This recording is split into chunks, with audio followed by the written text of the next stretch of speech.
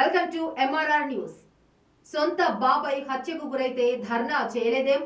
జగన్ పై మండిపడ్డ షర్మిల సొంత చెల్లిలకే వెన్నుపోటు పొడిచారంటూ ఆరోపించారు. ఏపీకి ప్రత్యేక హోదాను బీజేపీకి తాకట్టు పెట్టారని ఫైర్ అయ్యారు.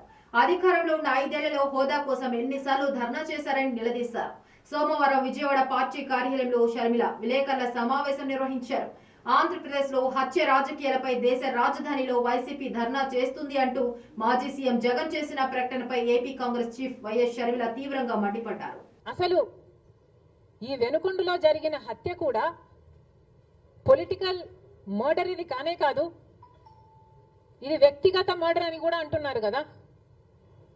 మేము ఏదో సాక్షి మీడియానో లేకపోతే టీడీపీ మీడియానో పట్టుకొని మాట్లాడటం లేదు.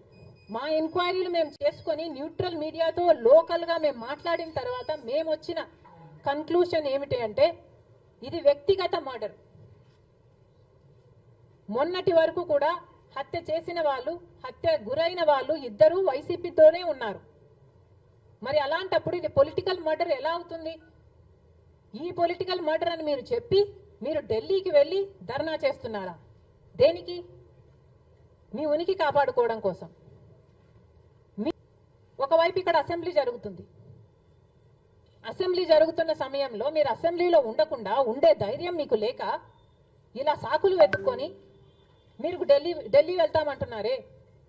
అంటే అసెంబ్లీలో ఏ బిల్లు ప్రవేశపెట్టినా అది ప్రజలకు వ్యతిరేకమైన అది పాస్ అయిపోవాలనా? మీరు ఉన్నదే 11 మంది. కనీసం ఆ బిల్స్ మీద డిస్కషన్ మీకు అవసరం లేదా? మీరు కొట్లాడాల్సిన అవసరం లేదా? ఏం ఆలోచన చేస్తున్నారు జగన్మోహన్ రెడ్డి గారు?